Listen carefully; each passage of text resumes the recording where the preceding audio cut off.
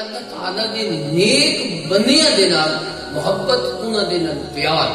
اور پھر دوسرا میں گزارش کی ہے کہ اللہ تعالیٰ دے نیک بندیاں کو دعا کرانا۔ حضور نبی کریم صلی اللہ علیہ وآلہ وسلم حضرت عمر رضی اللہ تعالی عنہ عمرہ یا حج دی نیت دے نال جا رہا ہے،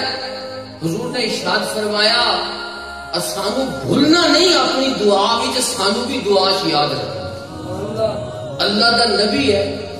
انہاں نوں کیڑی ضرورت دعا دی انہاں کو کرانے دی، لیکن اللہ دے محبوب نے اپنی امت کو سبق دیتا کہ اگر کوئی شخص نیک سفر تے جا رہا ہوئے، کسی اچھے کام تے حج تے جا رہا ہوئے، ایک حدیث پاک کی چاہتا ہے حضور نے ارشاد فرمایا کہ حاجی یا عمرہ کرنے والا، حضور نے ارشاد فرمایا حاجی دی بھی اللہ بخشش کر دینا ہے، تے حاجی جنہاں لوگاں واسطے دعا کردا ہے مغفرت دی، اللہ انہاں دی بھی بخشش کر دینا۔ حدیث پاک ہے کہ اللہ تبارک و تعالی چونکہ وہ نیک جگہ ہوتے جا رہے ہوندے اس واسطے وہ دعا کرتا ہے، اللہ تبارک و تعالی اس دی دعا دے نال انہاں جڑے اس دعا واسطے اسی حاجی عمرے تے جا رہے ہوندے لوگ تے اسی آدھے نا سانو دعاواں وچ یاد رکھیا ہے، یہ میرے نبی دی سنت ہے،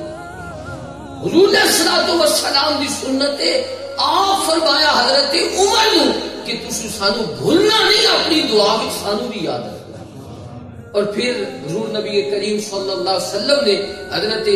عمر رضی اللہ تعالی عنہ نو پہلے ہی ارشاد فرمایا عمر تیرے کولوں یمن دے لوگ آسے، انہاں وچ حضرت اویس کرنی دا حضور ذکر فرمایا، حضور انہاں دا خاندان بھی ذکر فرمایا، اور پھر حضور نے ارشاد فرمایا اویس تیرے کول آسی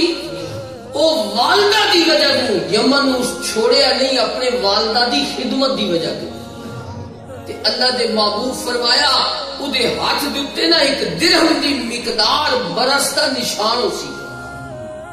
اور میں پچھلے جمعے عرض کیتے کہ انہاں اے دعا منگی یا اللہ اے باقی راوے، تاکہ میں نے یہ تکلیف دا احساس راوے کہ پہلے میں انجس پھر رب نے میں نے صحت عطا فرمائی۔ حضور فرمایا عمر اگر تھوڑی اس یمنی اویس کرنی نال ملاقات ہوئے نا اودے کولو دعا کرا ہے۔ حضرت عمر صحابی نے اویس کرنی تابی نے، لیکن اللہ دے محبوب فرمایا ملاقات ہوئے تو دعا کرا ہے۔ تو حضرت عمر رضی اللہ تعالی عنہ نے انہوں کو دعا کروائی تھی۔ تو حضور نبی کریم صلی اللہ علیہ وآلہ وسلم نے گویا اپنی احادیث کے اندر بھی یہ سبق دیتا کہ اللہ تعالیٰ دے نیک بندیاں دے کول جانا،